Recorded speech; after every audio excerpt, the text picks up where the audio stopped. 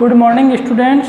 जो आज अपने जो 12th एग्रीकल्चर केमिस्ट्री का अध्याय नंबर 11 चल रहा था उसी के आगे अपन पढ़ेंगे, जिसके अंदर अपन पढ़ रहे थे आपके 12th एग्रीकल्चर केमिस्ट्री के अंदर अध्याय नंबर 11 के अंदर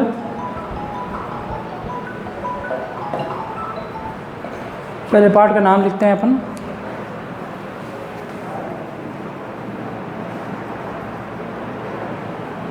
अध्याय नंबर 11 जैविक खाद एवं जैव उर्वरक। जैविक खाद एवं जैव उर्वरक, इसके अंदर अपन पढ़ रहे थे आपके जैविक खाद के बारे में। जैविक खाद चल रहा था अपने, जिसके अंदर अपन ने गोबर की खाद पढ़ ली थी। जैविक खाद के अंदर अपन ने क्या पढ़ रहे थे?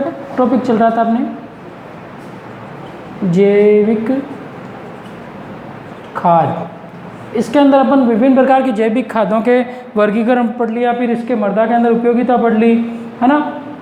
जैविक खाद और उर्वरक के अंदर अंतर पढ़ लिया। फिर अपन ने पिछली क्लास में गोबर की खाद पढ़ी। क्या पढ़ा था अपन ने पिछली क्लास में? गोबर की खाद को बनाने का तरीका आप देखा अपन ने, इनकी बनाने की विधियां देखी, जिसके अंदर 3 प्रकार की विधियां देखी। सबसे पहले अपन ने देखी इसके अंदर वर्तमान प्रचलित संशोधित गड्ढा विधि और ट्रेंच विधि, इनके बारे में बात नहीं की। और फिर उसके बाद में जिसके पहचान कैसे करें कि गोबर की खाद बन गई है, फिर इसका प्रयोग की प्रक्रिया देखी कि इसको प्रयोग कैसे किया जाता है, इनके बारे में चर्चा की। फिर उसके बाद में आज अपन थोड़ा और दूसरी जैविक खाद के बारे में देखते हैं, कंपोस्ट खाद कैसे बनाई जाती है। कंपोस्ट जैविक खाद कैसे बनाई जाती है उसके बारे में। तो गोबर की खाद एक प्रकार की देख ली अपन। अब आज अपन देखते हैं कंपोस्ट खाद कैसे बनाते हैं, जिसके अंदर देखो नंबर 2 है आपके कंपोस्ट।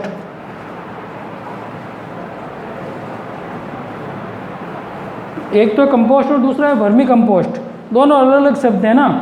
तो कंपोस्ट ये किस प्रकार से बनाई जाती है, इनके बारे में देखो, इसकी विधियां देखेंगे। जिसके अंदर प्रचलित विधि है एक, उसके बारे में चर्चा करेंगे, ठीक है ना। तो कंपोस्ट खाद के अंदर आपके जो चल रहा है, देखो इसके अंदर किसे कहते हैं पहले तो कंपोस्टिंग एक जैव रासायनिक क्रिया है। क्या है? जैव रासायनिक। कंपोस्टिंग एक जैव रासायनिक क्रिया है। यह भी एक प्रकार की खाद है। बनाते कैसे, इसकी विधि है, पूरी प्रक्रिया क्या है, जिसमें वायवीय तथा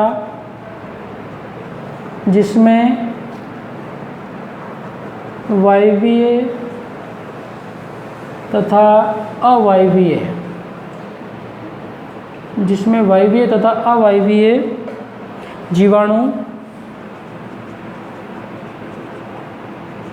वायवीय तथा अवायवीय जीवाणु कार्बनिक पदार्थों, वायवीय तथा अवायवीय जीवाणु कार्बनिक पदार्थों को विघटित कर, तोड़कर, है ना, विघटित करते हैं। किसको? कार्बनिक पदार्थों को विघटित कर बारीक खाद बनाते हैं।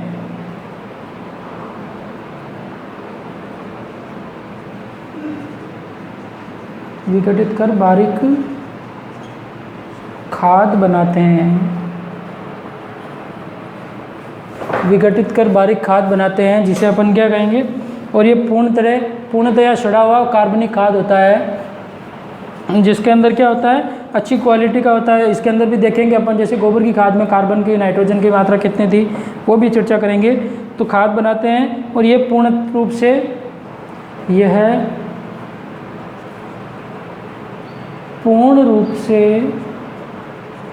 यह क्या होता है आपके, पूर्ण रूप से सड़ा हुआ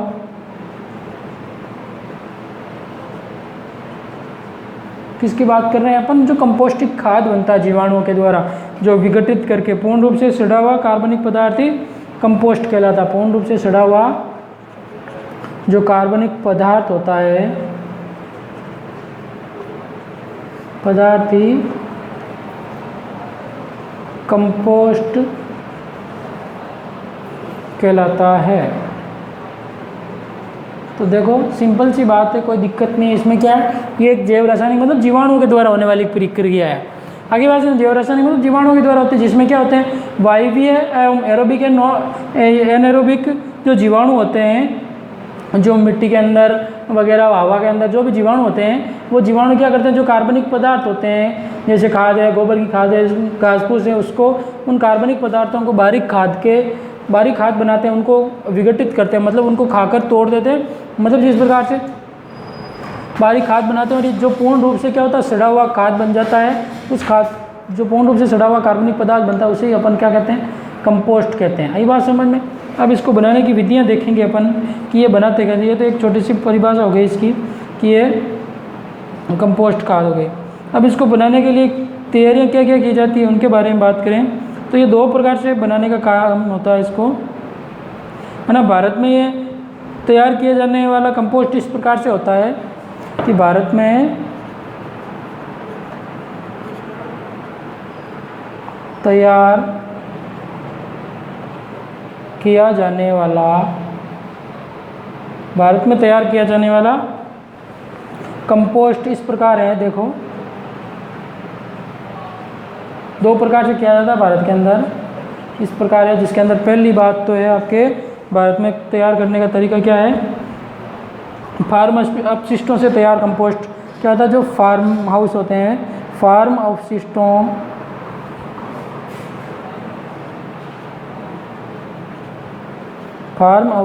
से तैयार कंपोस्ट, पहला तरीका तो ये है। अब इसमें क्या करते हैं, देखो फार्म अवशिष्टों में क्या करते हैं, तैयार कंपोस्ट कैसे करते हैं। इसमें पेड़ पौधों के खरपतवार है, फसलों के अवशेष हैं, पशुओं से जो बचा हुआ चारा है, पेड़ पौधों की पत्तियाँ आदि काम में ली जाती है। फार्म अपशिष्ट मतलब जो घरों पे जो बनता है। इसमें क्या करते हैं, इसमें खरपतवार तो जानते ही हो आप सभी, है ना, वेड्स, खरपतवार। इसके अलावा जो चारा होता है ना, फसलों के साथ में अनावश्यक रूप से उग जाता है ना, खरपतवार है, फसल अवशेष हैं,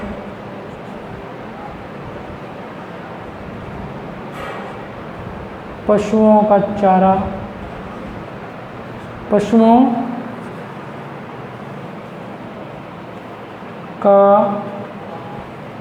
बचा हुआ चारा,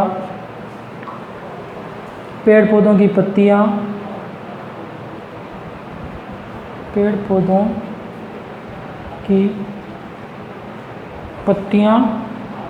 काम में लिए जाती है, पेड़ पौधों की पत्तियों को आदि काम में लिया जाता है। आगे बात है तो फार्म अपशिष्टों से तैयार कंपोस्ट, इसमें तो खरपतवार है, फसलों के अवशेष हैं, पशु जो खाकर चारा अवशेष के रूप में रह जाता है, पशुओं का चारा है ना, ये सारी चीज़ें, पेड़ पौधों की पत्तियाँ आदि काम में ली जाती है। तो ये तो हो गए आपके फार्म अवशिष्टों से तैयार। दूसरे की बात करें, दूसरा तरीका क्या होता है, शहर एवं कस्बों के अवशिष्टों से क्या होता है, वो तो आपके जो फार्म हाउस से जो अपने पशु रखते हैं खेतीबाड़ी से, शहर व कस्बों, शहरों के अंदर किस प्रकार से है कि कस्बों के अवशिष्ट से तैयार कंपोस्ट।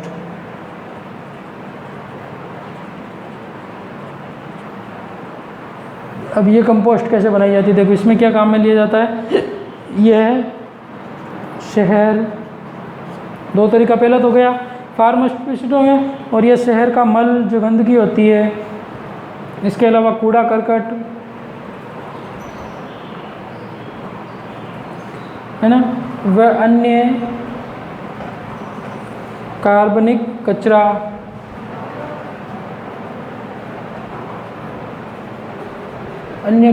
कचरा, आदि से तैयार किया जाता है।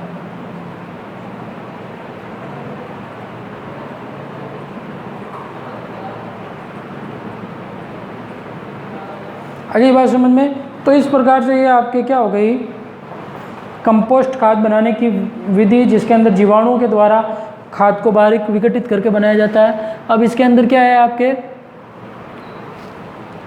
जो फार्म अवशिष्ट खरपतवार है वो फसल अवशेष है, उससे बचे हुए पेड़ पौधों 2 प्रकार से बनाया जाता है भारत के अंदर। पहला तो गए फार्म अवशिष्टों से, दूसरा शहर के कस्बों के अवशिष्ट से तैयार करते हैं। फार्म अवशिष्टों मतलब खरपतवार फसलों का अवशेष, और शहरों के अंदर जो कूड़ा कचरा होता है उससे, है ना। तो इस प्रकार से तैयार किया जाता है। इनके बारे में आगे बात समझ में। तो ये आपके 2 तरीके से बनाए जाते हैं। अब कंपोस्ट बनाने की विधियाँ हैं। कंपोस्ट कहते किसे हैं? 2 प्रकार से बनाई जाती है भारत के अंदर। अब इनकी विधियाँ हैं, जैसे मैंने बताया आपको नाडेप विधि, वो सबसे प्रचलित विधि है, उसके बारे में अपन चर्चा करेंगे। तो इसकी 3 विधियाँ हैं ना कंपोस्ट खाद बनाने की, वो बात करते हैं अपन एक एक करके।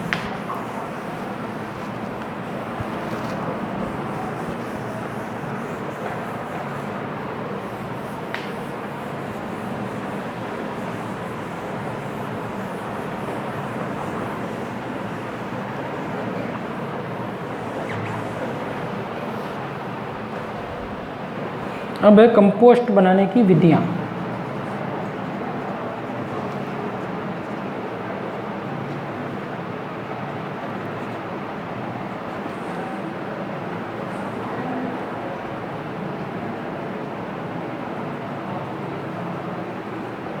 कंपोस्ट बनाने की विधियों के अंदर 3 प्रकार की विधियाँ हैं। सबसे पहले एक तो है आपके इंदौर विधि,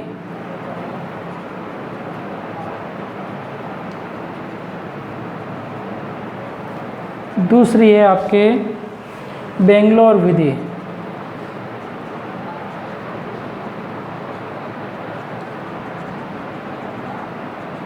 और तीसरी है सबसे इम्पोर्टेंट है वो आपके नाडेप विधि।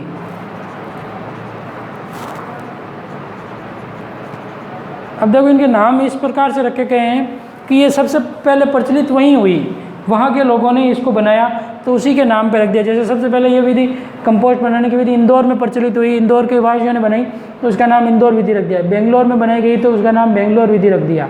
सही बात है। और ये नाडेप, नाडेप कोई शहर का नाम नहीं है, ये क्या एक व्यक्ति का नाम है। नाडेप काका नाम के एक व्यक्ति थे जिन्होंने इस विधि के द्वारा कंपोस्ट बनाने की प्रक्रिया की, तो उन्हीं काका के नाम पर, नाडेप काका के नाम पर इसका नाम रख दिया गया, जो महाराष्ट्र के थे नाडेप काका, उन्हीं के नाम पर। तो अपन ये 2 तो प्रचलित विधियाँ है नहीं इतनी, सबसे ज़्यादा प्रचलित विधि आपकी नाडेप विधि है, इसके बारे में अपन चर्चा करेंगे, है ना। नाडेप विधि के बारे में चर्चा करेंगे, जिसके अंदर आपके पूरी डिटेल से बात करेंगे नाडेप विधि क्या होती है। इंदौर और बेंगलोर विधि नाम याद रख लेना सिर्फ, बाकी ये बनाते कैसे इसके बारे में अपन चर्चा करेंगे। नाडेप विधि आई बात समझ, एक के बारे में ही चर्चा करेंगे नाडेप विधि के अंदर ही। तो सबसे पहले आपके नाडेप विधि के बारे में चर्चा करते हैं अपन, ठीक है। इंदौर और बेंगलोर की विधि इतनी इंपॉर्टेंट नहीं है, इसके कारण अपन सिर्फ एक ही है आपके सिलेबस में, एक ही दी हुई नाडेप विधि। तो आप लिख लें नाडेप, हेडिंग लगाओ नाडेप कंपोस्ट।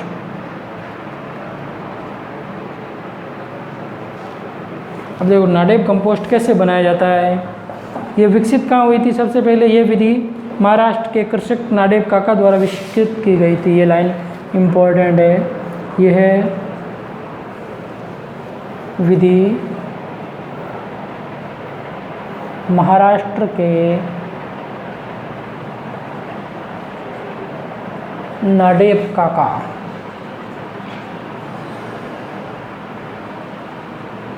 महाराष्ट्र के नाडेप काका द्वारा विकसित की गई,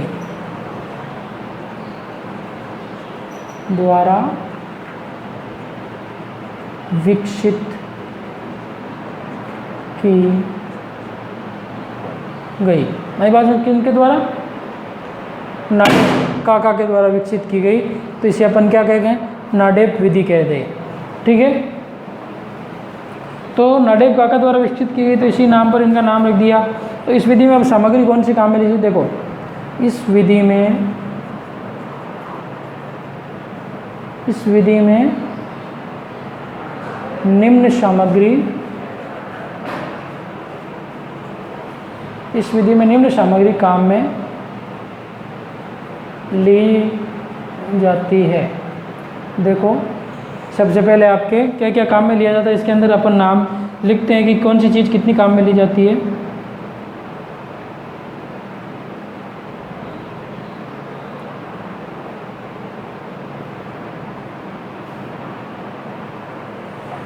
देखो 1 नंबर लगा के लिखे हैं। इसके अंदर काम में आने वाली चीज़ों के अंदर सबसे पहले आपके फार्म हाउसेस, जो खेत के अंदर जो अवशेष बच जाता है चारे वगैरह का ना, तो फार्म हाउसेस।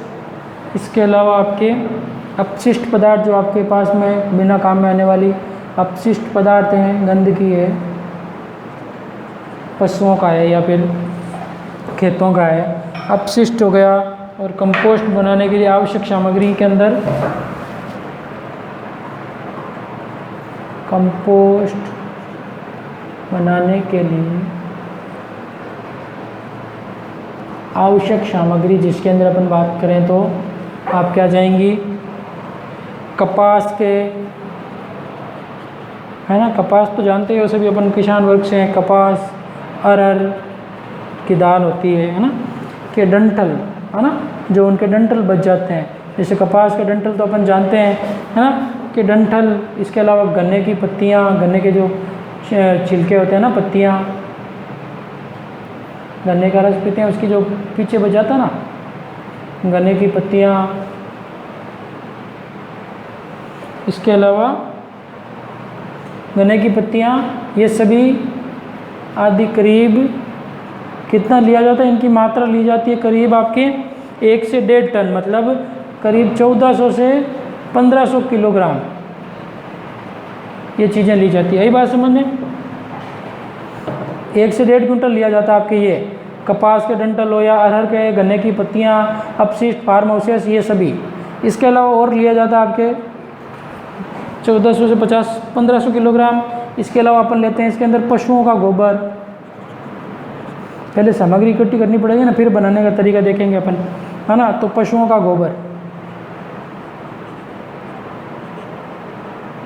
पशुओं का गोबर लिया जाता है। इसके अंदर लगभग आपके 100 किलो के लगभग, है ना, 90 से 100 किलोग्राम, है ना, 1 क्विंटल के लगभग। इसके अलावा आपके लिया जाता है आपके इसके साथ में और सूखी छनी मृदा, सूखी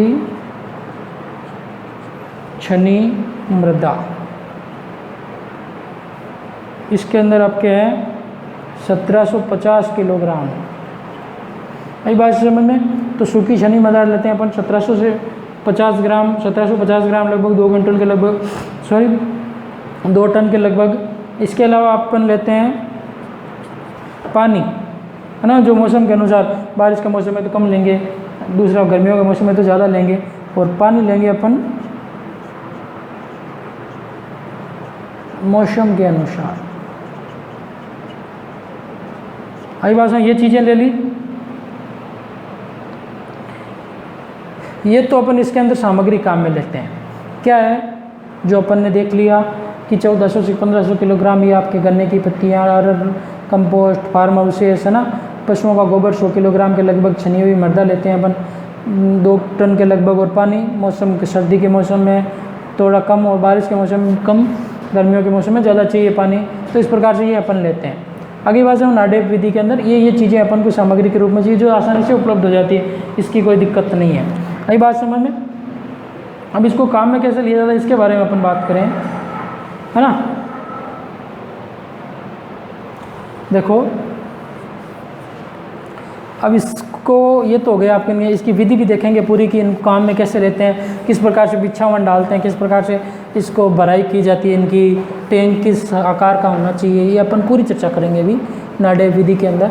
इम्पोर्टेंट विधि भी है ये, क्वेश्चन आ सकता है। नाडेप विधि द्वारा कंपोस्ट बनाने की पूरी विधि बस को समझाइए। तो इस विधि में क्या करते हैं अपन, पशुओं का गोबर कम काम में लेते हैं। बाकी जैसे अपन ने देखी गोबर से खाद बनाने में, उसके अंदर पशुओं का गोबर की ज़्यादा काम में लेते हैं। अभी अपन आगे की विधि पढ़ेंगे वर्मी कंपोस्टिंग, उसके अंदर पशुओं का खाद ज़्यादा काम में लेते हैं। आई बात समझ में। तो इस विधि में क्या करते हैं अपन, पशुओं का गोबर कम काम में लेते हैं और ये इस विधि में वायवीय प्रक्रिया द्वारा कार्बनिक खाद का विघटन किया जाता है। ये एक इम्पोर्टेंट है। इस विधि में वायवीय मतलब जीवाणु के द्वारा, हवा के द्वारा, वायवीय प्रक्रिया द्वारा, ये तो पहले ही बता दिया, जैव रासायनिक मतलब जीवाणु के द्वारा प्रचलित विधि है। तो वायवीय प्रक्रिया द्वारा कार्बनिक पदार्थों का विघटन होता है। इस विधि में वायवीय प्रक्रिया द्वारा कार्बनिक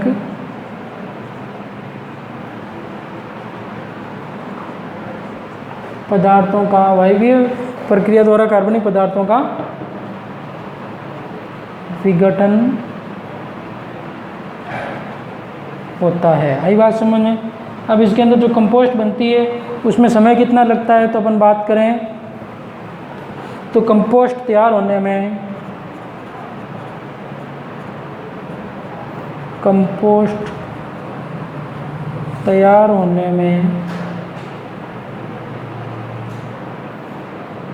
कितना समय लगेगा? अपने कंपोस्ट तैयार होने में 90 से 120 दिन, मतलब 3 से 4 महीने का समय लगता है। 90 से 120 दिन, 3 से 4 महीने का समय लगता है इसके अंदर, दिन का समय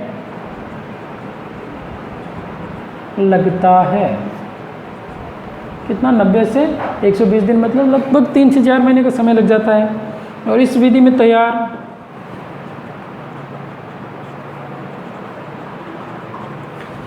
में इस विधि से तैयार कंपोस्ट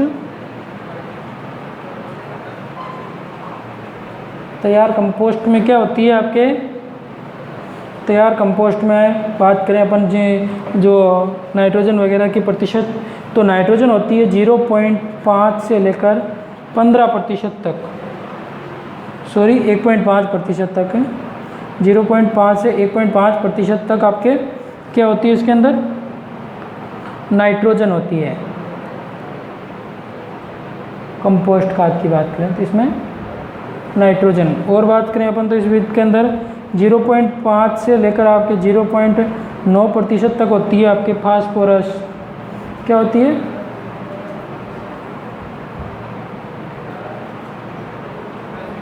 फास्फोरस पाई जाती है इसके अंदर। और बात करें अपन तो 1.2 से 1.4% तक होती है आपके इसके अंदर क्या पाई जाती है? इसके अंदर पोटेशियम पाई जाती है। ये 3 ही इम्पोर्टेंट पोषक तत्व हैं, है ना? इनकी मात्रा इतनी होती है। अगली बात समझ में, नाडेप जो कंपोस्ट खाद बनाई जाती है इसके अंदर, अब ये बनाने का तरीका क्या होता है, प्रोसेस क्या है, उनके बारे में बात करें अपन तो, ठीक है। तो नाडेप कंपोस्ट की बात की अपन ने कि पहले तो कंपोस्ट कहते किसे हैं, जो क्या एक जैव रासायनिक प्रक्रिया है। बात की अपन ने जीवाणुओं के द्वारा संचालित होने वाली प्रक्रिया है ना, और ये इस प्रकार से बनाई जाती है। ये बात की अपन ने। इसके अलावा बात की कि भारत में किस प्रकार से कंपोस्ट खाद बनाई जाती है, आई बात, इसके बारे में बात की। फिर अपन ने की कि नाडेप जो कंपोस्ट खाद होती है उसको बनाने में जो अपने क्या क्या सामग्री काम में आती है, कितनी कितनी सामग्री काम आती है, वो बात की। इसके अलावा अपन ने बात की इस विधि में जो वायवीय प्रक्रिया है जिसमें कंपोस्ट पदार्थ कार्बनिक पदार्थ का विघटन करके क्या बनाया जाता है, जीवाणु को बनाए, और इसको बनाने में 3 से 4 महीने का समय लगता है। ये बात की अपन ने। अब देखो अपन बात करें कि जो आपके टैंक होता है वो किस प्रकार से बनाया जाता है, आई बात समझ में। जो नाडेप कंपोस्ट टैंक है, जैसे अपन ने बात की गोबर की खाद के लिए जो ट्रेंच विधि थी, कौन सी विधि पढ़ी अपन ने कल? ट्रेंच विधि। इस विधि के अंदर आपके जो अपन ने देखा कि जो टैंक बनाया जाता है वो कैसे बनाया जाता है, उसी प्रकार जो नाडेप कंपोस्ट खाद है उसके अंदर वो जो टैंक बनाया जाता है, उस टैंक का आकार क्या होना चाहिए, किस प्रकार से बनाया जाता है ना, उनके बारे में बात करें अपन तो। मिटा दो ये। फिर अपन इसके अंदर भराई की बात करेंगे कि इनको भरा कैसे जाता है ना। छिद्र क्या रखे, वायवीय प्रक्रिया है तो इसके अंदर हवा का आवागमन पूर्ण रूप से होना चाहिए। तो नाडेप कंपोस्ट टैंक बनाने की विधि, नाडेप कंपोस्ट टैंक क्या आकार का होना चाहिए। ये क्या होता है, ईंट एवं पत्थर से ज़मीन के ऊपर टैंक तैयार किया जाता है। किससे बनाया जाता है ये आपके? ईंट एवं पत्थर से, ईंटों से, ईंट एवं पत्थर से बना सकते हैं अपन। और बनाया कहाँ पे जाता है आपके? पत्थर से ज़मीन के ऊपर, ज़मीन के अंदर नहीं है ना, ज़मीन के ऊपर बनाया जाता है, ज़मीन के ऊपर बनाया जाता है। अगली बात समझ में अपन बात करें और तो टैंक का आकार क्या होना चाहिए? आयताकार। टैंक का आकार क्या होना चाहिए? आयताकार टैंक बनाया जाता है। आयताकार तो जानते हो, गणित में पढ़े हो, आयत है ना। आयताकार टैंक जिसके अंदर लंबाई कितनी होनी चाहिए, 10 मीटर तो लंबा, लंबाई 10 मीटर। बात करें अपन इसकी चौड़ाई, सॉरी लंबाई 10 फीट, मीटर तो बहुत ज़्यादा हो जाएगा है ना, इतनी जगह ना हो तो। लंबाई 10 फीट, चौड़ाई की बात करें अपन तो चौड़ाई हो जाएगी इसके अंदर आपके 6 फीट, और ऊंचाई की बात करें अपन तो 3 फीट। ये आकार होना चाहिए उसका, है ना, 3 फीट। आगे बात समझ में। और ये सतह से इसकी दीवार की मोटाई कितनी होनी चाहिए, दीवार की मोटाई होनी चाहिए आपके 9 इंच। दीवार की मोटाई बराबर 9 इंच। 1 फीट में कितने इंच होते हैं, 12 इंच, तो 1 फीट से कम होनी चाहिए। और ईंटों की जुड़ाई मिट्टी से करते हैं, और ऊपर की ईंटें क्या होती है, सीमेंट से जोड़ते हैं, बाकी नीचे की जो होती है मिट्टी को गीली करके मिट्टी से ही जोड़ देते हैं। देखते हैं पुराने घर जो मिट्टी से ही बनाए जाते थे पहले, है ना, मिट्टी से जुड़ाई की जाती है और सीमेंट से जोड़ते हैं ताकि गिरे नहीं, है ना, ऊपर की ईंटों को। और हवा के आवागमन के लिए 7 इंच चौड़े छेद होने चाहिए। आई बात समझ। तो ईंट की 2 परत के बाद में छेद होना चाहिए। आई बात समझ में। जैसे ये टैंक बन रहा है, आयताकार टैंक बन रहा है, आई बात से इस प्रकार से बना लिया मान लो, तो ये जो अपन ईंटें लगाएंगे इसके अंदर, ये मिट्टी से जोड़ दी, नई बात समझ में, इस प्रकार से अपन नहीं बना रहे हैं। तो यहाँ पे एक छेद, यहाँ पे एक छेद, फिर वापस यहाँ पे ईंटें लगाई, नई बात समझ में। 7 इंच का क्या होना चाहिए, 7 इंच का छेद होना चाहिए हर 2 परत के बीच में। नई बात समझ। एक परत और लगाओ नीचे, फिर एक यहाँ पे, एक यहाँ पे, एक यहाँ पे, इस प्रकार से छेद बनाए जाते हैं इसके अंदर।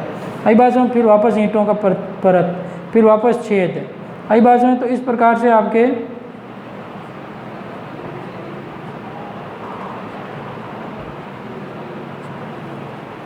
ये आपके ईंटों की जुड़ाई की जाती है। अगली बात समझ में, छेद रखना अनिवार्य होता है, क्योंकि अगर अपन छेद नहीं रखेंगे उसके अंदर, आगे बात में छेद नहीं रखेंगे तो हवा का आवागमन नहीं हो पाएगा। ये क्या आपके छेद हैं हवा के आवागमन के लिए। आई बात समझें। जिससे क्या होता है, वायवीय प्रक्रिया है ये, तो हवा का आवागमन होना जरूरी है इसके अंदर। और टैंक को अंदर तथा बाहर की दीवारों को फर्श से टैंक भरने के बाद में इसको लीप देते हैं, और मिश्रण भरी तरीके से लीप देना चाहिए, और बाद में ही सूखने के बाद प्रयोग लेते हैं इसको। तो इस प्रकार से ये टैंक बनाने का तरीका। अब इसको भरने का तरीका क्या है, जो अपन अगली क्लास में देखेंगे। आई बात समझिए। किससे बनाया जाता है, ईंट से, पत्थर से, मिट्टी से लीप कर बनाया जाता है। आयताकार टैंक होना चाहिए, लंबाई 10 फीट, चौड़ाई 6 फीट, ऊंचाई 3 फीट रखें, 9 इंच मोटी परत रखें, और 7 इंच के अंदर छेद रखें इस प्रकार से। एक बात समझें, ये आप छेद रखें जिससे वायवीय प्रक्रिया आसानी से हो सके। अब इस टैंक को भरने की प्रक्रिया जो अपन क्या करेंगे, अगली क्लास में देखेंगे कि ये टैंक भरा कैसे जाता है, इसके अंदर किस प्रकार से इसको भरते हैं, ठीक है ना। इनके बारे में अपन अगली क्लास में बात करेंगे। Okay, good luck. तो आज के लिए इतना ही, आगे की बातें अपन अगली क्लास में करेंगे। धन्यवाद, good luck, best of luck, ठीक है ना। तो आगे बात समझ में, नाडेप कंपोस्ट पढ़ रहे हैं अपन, जिसके अंदर टैंक का तरीका देखा, भरने का प्रक्रिया जो अपन अगली क्लास में देखेंगे, लंबी हो जाएगी क्लास इसके लिए। ओके, गुड लक, धन्यवाद। आज के लिए इतना ही।